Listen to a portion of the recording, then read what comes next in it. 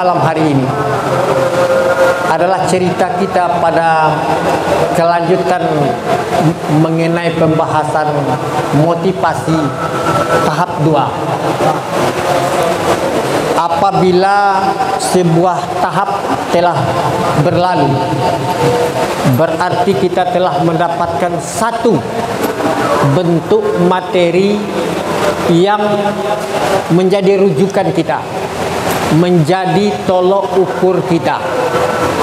Betul?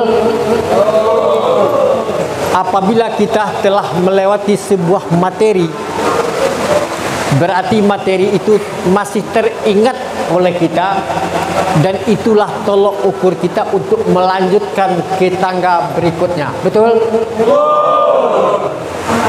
Nah, tadi malam, siapa yang tahu? Siapa yang tahu? Jika kita ingin meraih sukses, syarat utamanya adalah apa? Ada yang ingat?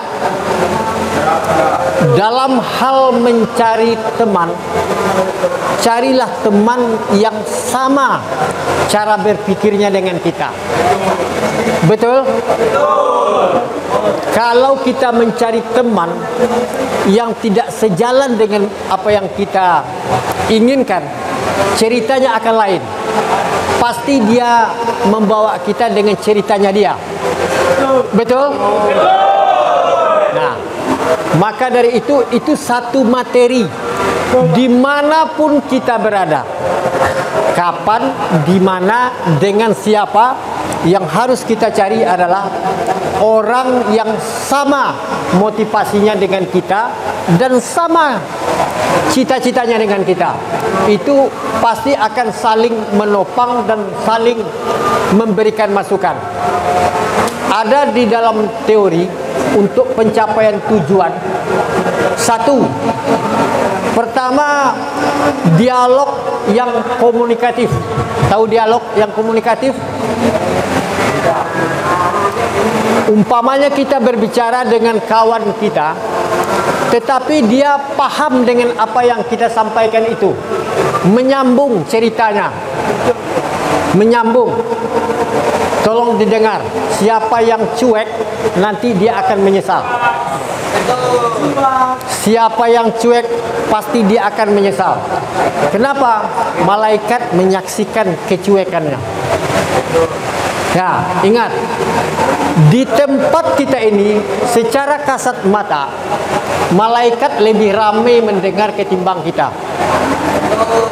Malaikat karena dia tidak punya wujud seperti kita mengambil tempat, maka dia muat berapapun jumlahnya, muat. Maka dari itu jangan sia-siakan malaikat yang hadir pada malam hari ini bersama kita. Paham?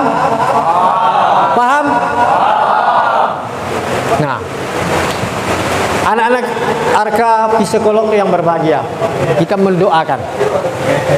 Apabila kita punya cita-cita, lalu diberikan motivasinya oleh orang yang berpengalaman, maka kita akan menjadi tertarik. Kita akan menjadi tertarik. Tetapi apabila disampaikan oleh orang yang loyo, kita akan loyo. Apabila disampaikan oleh orang yang berprestasi, kita akan bisa termotivasi dengan prestasinya. Tapi kalau disampaikan dengan orang yang tidak kita kenal, tidak punya prestasi, tidak punya apa-apa, kita tidak akan bersemangat. Tolong sekali lagi, tidak ada pembicaraan selain mendengar.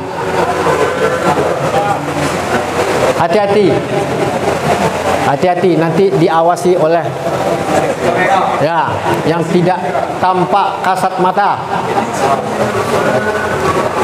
Anak-anak yang berbahagia, Allah berfirman di dalam surah Al-Mujadalah ayat 11, yarfa'illahu allazina amanu minkum wallazina utul ilma darajat.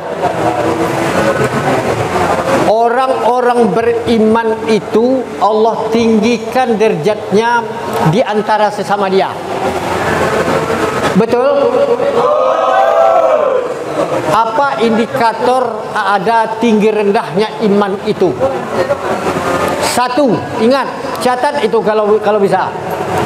Pertama, orang yang paham tentang satu masalah, dia akan dengan mudah bisa menjawab. Betul?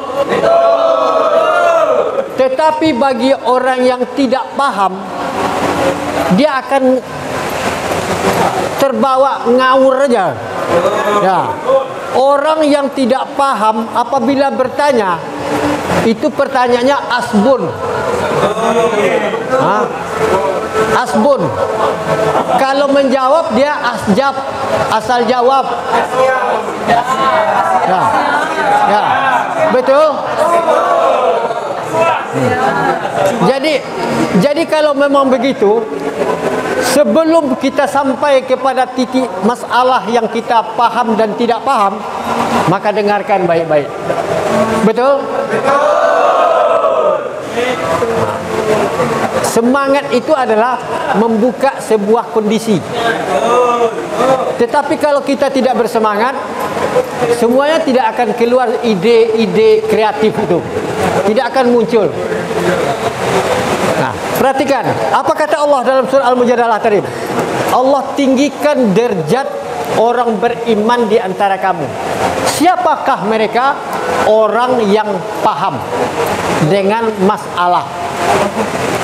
Kita di sini punya cita-cita ingin bagaimana setelah selesai dari latihan di Arka ini, nanti kita masuk ke tahap berikutnya, ujian. Dan ujian kita lulus dengan prestasi yang baik. Betul? Kita lulus dengan prestasi yang baik itu karena kita menguasai materi. Dengan kita kuasai materi, waktu kita ujian untuk masuk mengambil kertas lembaran itu, kita pede. Tahu pede? Nah, kalau orang tidak menguasai materi, dia tidak pede, gelisah. Betul? Tengoklah, coba rasakan nanti.